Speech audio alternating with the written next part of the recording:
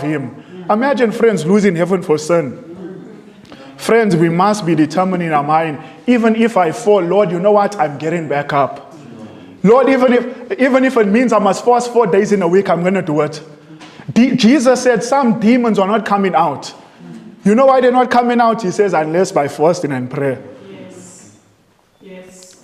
We are never going to gain victory. And let me say this, there's a danger. What I'm saying is this, as much as we should fast and pray, we must do it. There's no victory without those two things. But let me say this, there's a danger sometimes where we can be gloating over I've been fasting. We can be gloating, I've been doing this. That puffs up pride and you become worse than before. Jesus says, the Pharisees in Isaiah 58 verse 1, cry aloud, spare not. Lift up your voice like a trumpet. Show my people their transgression. Not Babylon. Show my people their transgression. And the house of Jacob their sins. And then they say God says, these people, they say, wherefore, verse 3, Isaiah 58, they say, wherefore have we fasted and thou seest not? Wherefore have we afflicted our souls and you hear us not?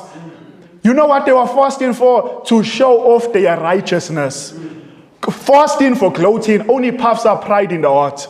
And every time we want the world to know I was fasting.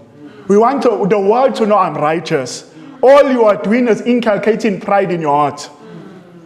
Jesus said, you know what's the true fast? He says, all well and good. He says, you fast, verse 4, you fast for strife and debate. To smite with the fist of wickedness. Is this the fast that I have chosen? That's not the fast. Is this not the fast that I have chosen? To loose the bands of wickedness, to undo heavy burdens, to let the oppressed go free, that you break every yoke. You know what's true fasting? Helping those in need. While you are denying yourself of clamors for the flesh, let me ask you this, is it sinful to eat? No, but question, can eating become sinful? When you overeat, gluttony, the Bible teaches, is a sin. In the Old Testament, for gluttony, you were stoned to death. God regarded gluttony as a grievous sin. Now, let me say this. When we fast, not so much to bring any change in God. Fasting is not to bring a change in God. Fasting is to bring a change in us. And let me say this. Sometimes we can be fasting, but we are not truly fasting. Why? You might deny yourself of certain foods, but you're watching junk on YouTube. What fasting is that? Denying yourself of food, but eating junk for the mind. Filling the soul with junk for the mind. Every TikTok video you're watching. Friends, we are too late in Earth's history to be watching Instagram and Facebook and all other people's lives. Let me tell you, thank you. There's one life you should be zooming in. Friends, do you know why the venom of sin is making its way to us and it's eating out spirituality? We are not keeping our eyes fixed on the remedy. When the eye is fixed on the remedy, which is Jesus Christ, healing will come to the soul. The reason why we are sick, the reason why our eyes is not fixed. But back to the issue of fasting. I don't know why we're speaking on this. This is not my study. But back on the issue. Friends, fasting if done wrong. Actually, inspiration says fasting, when done in desire for ages, when done in a justifying spirit, you know what, you're trying to justify yourself before God. She says is an abomination in his sight.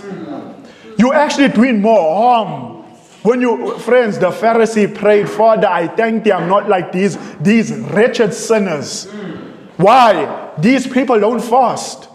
These people don't return tithe. I fast twice in a week. Puffed up with pride. Friends, that religion, I'm going to tell you, will get you to hell. You don't see Jesus talking about all his good deeds. People were talking about his good deeds, but not him. Jesus kept quiet about his good deeds. If they're going to talk, let them talk, but he himself would not talk. Even when he would do certain things, he would quietly withdraw himself. He didn't want too much attention. Now, let me say this about fasting. When we fast, we are not seeking to bring a change in the mind of God.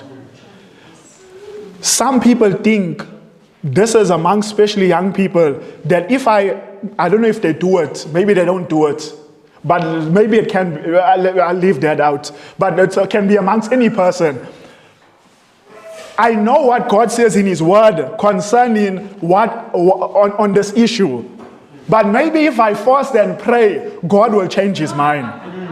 I know God says I shouldn't be unequally yoked with an unbeliever. But if I come to an all-night prayer meeting, I might be able to convince him that I'm an exception.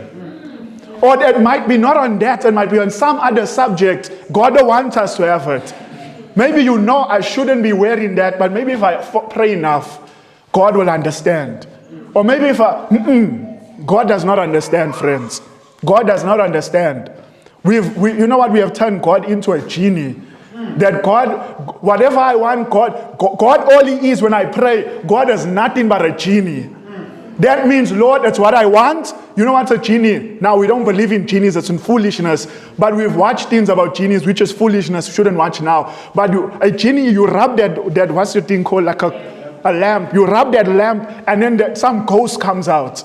And he says, make a wish. And that's all we think.